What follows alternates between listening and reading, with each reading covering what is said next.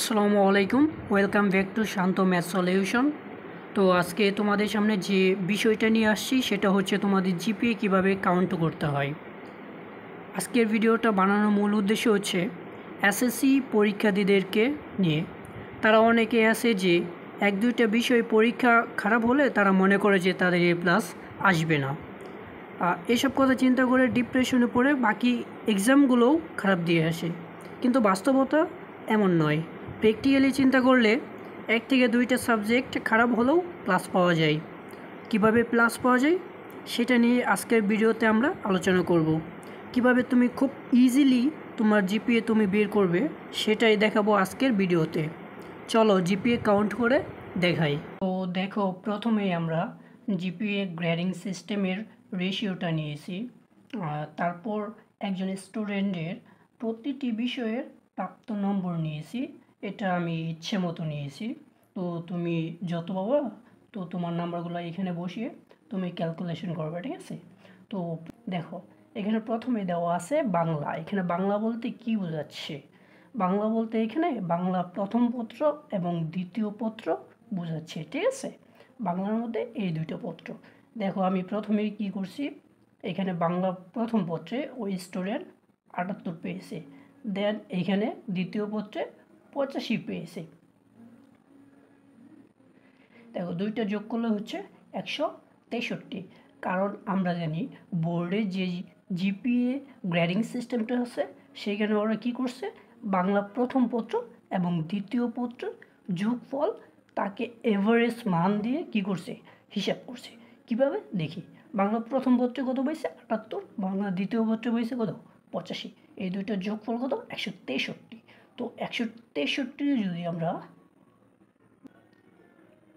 তাহলে কী হবে দেখো, 2 দ্বারা যদি ভাগ করি তাহলে হচ্ছে তোমার এখানে 8, এখানে হচ্ছে তোমার 2, দেন এখানে হচ্ছে 5, ঠিক আছে? তার মানে দেখো, এই স্টুডেন্ট বাংলা প্রথম পত্র এবং দ্বিতীয় পত্র মিলে এভারেজে প্রতিটি সাবজেক্টে তোমার 81.5 নাম্বার পেয়েছে, যেটা তোমার গ্রেডিং সিস্টেমের তোমার এখানে 80 থেকে 100 মার্কের মধ্যে রয়েছে। সো এখানে সে কত গেদার করতে পারছে, 0.0, মানে পয়েন্টে তোমার 5 পয়েন্ট, ঠিক আছে? তো এই জন্য সে, যেহেতু সে 163 পাইছে, তাই তার পয়েন্ট হিসাবে এখানে কত 5। বুঝতে পারছো? সেম একই হিসাব ইংলিশের ক্ষেত্রেও। দেখো, ওই স্টুডেন্ট ইংরেজি প্রথম পত্রে সে 75 পেয়েছে, ইংরেজি দ্বিতীয় পত্রে কত পেয়েছে 70। এই দুটো যোগফল হচ্ছে 145। তো 145টি যদি আমরা 2 দ্বারা ভাগ করি, দেখো কত হচ্ছে 14, দেন এখানে হচ্ছে 7, এখানে হচ্ছে 5, এখানে হচ্ছে 4, 2, দেন এখানে 1 0 নিলে পয়েন্ট, দেন এখানে হচ্ছে কত 5। তার মানে সে ইংলিশে প্রতিটি সাবজেক্টে 72.5 পাইছে, ঠিক আছে? এই 72.5 যে নাম্বারটা আছে এটা তোমার কত 70 থেকে 79-র মধ্যে নাম্বারটা রয়েছে। সো তার গ্রেডিং সিস্টেম অনুযায়ী তার পয়েন্ট এখানে 4, এই জন্য আমি 4 ইউজ করছি। বুঝতে পারছো? দেন সে ম্যাথে পাইছে 72 তো সেম, এই 70 থেকে 79-র মধ্যে পড়ছে, এই জন্য সেটা তার পয়েন্ট হিসেবে কত সেইখানে 4। বুঝতে পারছো?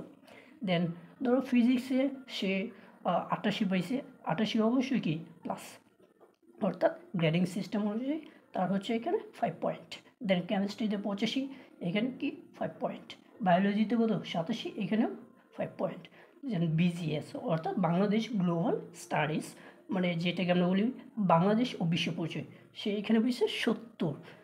এইখানে দেখো 70 থেকে 79 পাইলে তার হচ্ছে 4, এই জন্য এখানে কি 4 পয়েন্ট। দেন ইসলামে সে ইসলামী শিক্ষার মধ্যে পেয়েছে 90 মানে কি 5 পয়েন্ট। দেন এখানে আইসিটিতে সে পেয়েছে 43। আমরা জানি আইসিটি টোটাল পরীক্ষা হয় 25, তার সাথে 25 হলো প্র্যাকটিক্যাল। তো এখানে হচ্ছে টোটাল 50-50-এর পরীক্ষা, এই জন্য 50-এর মধ্যে সে 40 প্লাস পাইলে তার প্লাস হচ্ছে। তো ওইখানে দেখা যাচ্ছে 43 পেয়েছি, তো এইখানেও কি প্লাস, ঠিক আছে? তো 10 নম্বরে এখানে হায়ার ম্যাথ অথবা এগ্রিকালচার, এটা হলো অপশনাল সাবজেক্ট, ঠিক আছে? অপশনাল সাবজেক্ট, অনেকে 4 সাবজেক্ট থাকে। তো এখানে কারো থাকে হায়ার ম্যাথ, কারো থাকে কৃষি, ঠিক আছে। এখানে সে পাইছে 86, তার মানে এখানে কি তার 5 পয়েন্ট।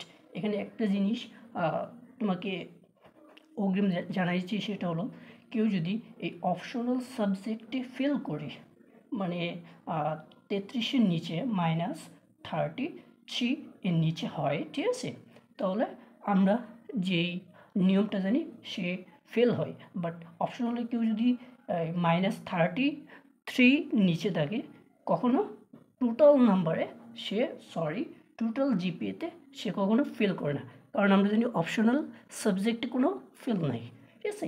তো এখন বলতে পারো যে স্যার এখানে তাহলে অপশনাল সুবিধা কী? অপশনালে যে সুবিধা সেটা তোমাকে একটু পরে আমি দেখাচ্ছি, দেখো। তো এখন আমরা জিপিএটা বের করব। তো এখানে স্টুডেন্টের আমরা পয়েন্টগুলো আগে কী করব? কাউন্ট করব।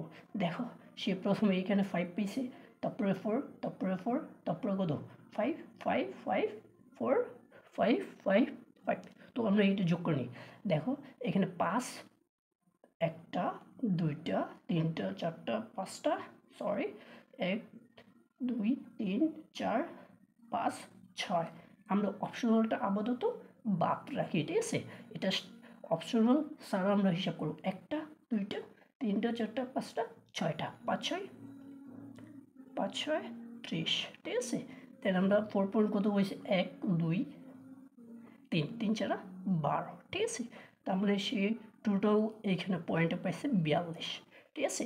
তো এইখানে আমরা অপশনাল ছাড়া কিন্তু হিসাব করতেছি, এই জিনিসটা একটু মনে রাখবা।